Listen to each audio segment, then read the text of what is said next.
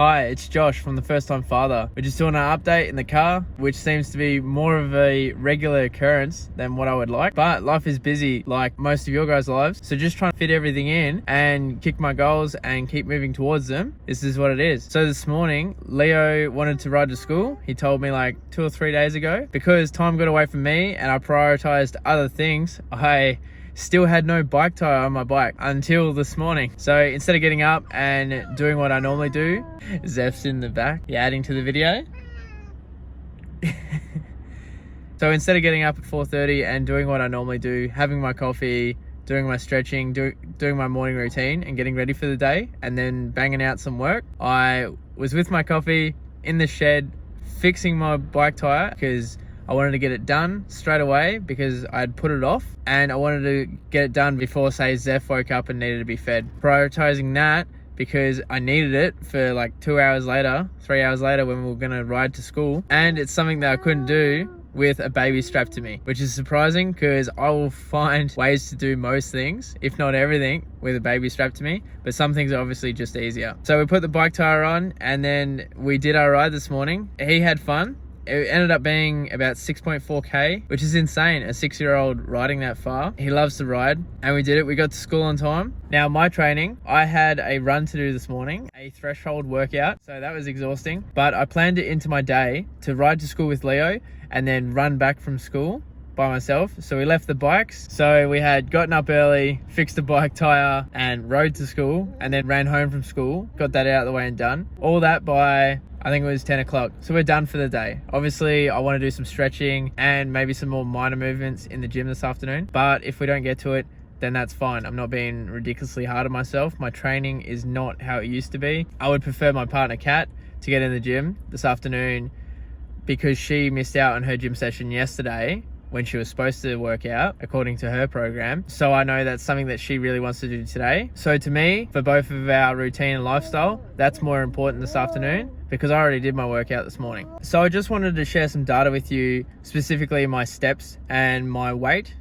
change. Because I mentioned steps in a previous video, I like to increase my steps and have them at a certain number of steps per day. That way I'm increasing my calorie deficit essentially because I'm burning more calories throughout that day. So as you can see, over the last 4 weeks, my steps average per day is just under 12,000. So that's good, especially when in my mind, I'm only aiming for 10,000 a day as my average. So I'm already above that, which is good. And then I made a conscious decision this week to start doing more steps at the start of the week because I wanted to increase my calorie deficit that little bit more by increasing my activity. So this week's steps, my average is over 14,000. So we'll probably end up bumping that up to about 15,000 as the average for the week because I still have a long run to do on Sunday. And typically on my sessions or my long runs where I run maybe 9 to 10 Ks, on those days, my steps for the day end up around the 17,000, 18,000 mark, which is obviously helpful to increase my average like that. Noting that on Garmin, you can actually turn off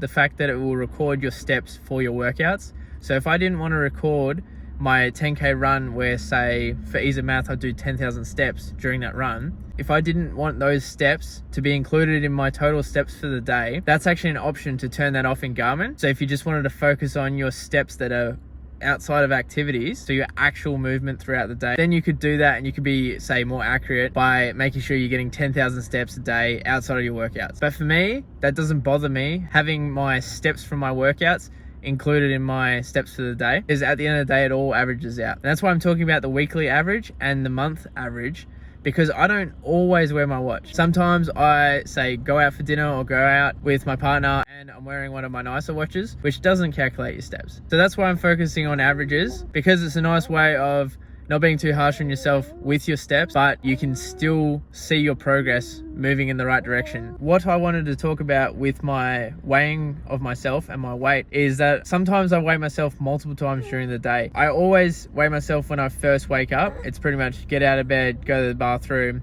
and then weigh myself. So that's always kind of around the same time. And then if I'm weighing myself again, it's straight after a run before I've had any water. So the reason why I do that is so that I can see my weight difference between when I woke up, so pre-run, and then post-run, to see how much water that I've lost, and that's how much extra water I'm trying to drink throughout the day. So like this morning, I think it was 1.2 kilos. So most of that would have been water from my sweat that I lost during my run. So if I can incorporate an extra liter of water in my day today, then I'm definitely on the right track. But the main thing is, again, with averages, your body doesn't know which day of the week it is. So it doesn't care if Monday you hit your calories, Tuesday you went over by 100, and then Wednesday you were under by 100. It doesn't care on the specific day. It just cares at the end of the week that your total amount of calories is leaving you in a deficit, which end result will be you losing weight and moving towards your goal. You'll see in my videos when I share my MyFitnessPal, not every day is bang on. Some days I'm over by 40 calories. Some days I'm under by 70 calories like I was yesterday. So at the end of the day, it's all gonna work out if you're staying in the same ballpark. So I do try to stay within 50 calories either side, just for my own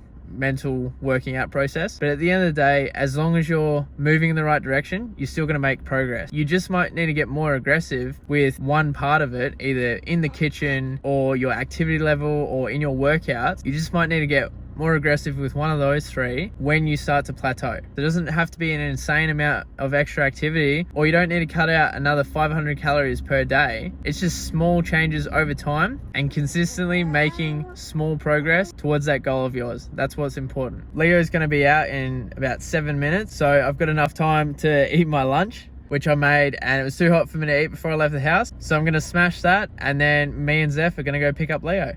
Tomorrow's a high carb day, so I can't wait for that. I've already got in my mind what I'm gonna eat for tomorrow, so I'm getting a little bit excited over food again. As always, I hope you got something out of this video. Thanks for watching.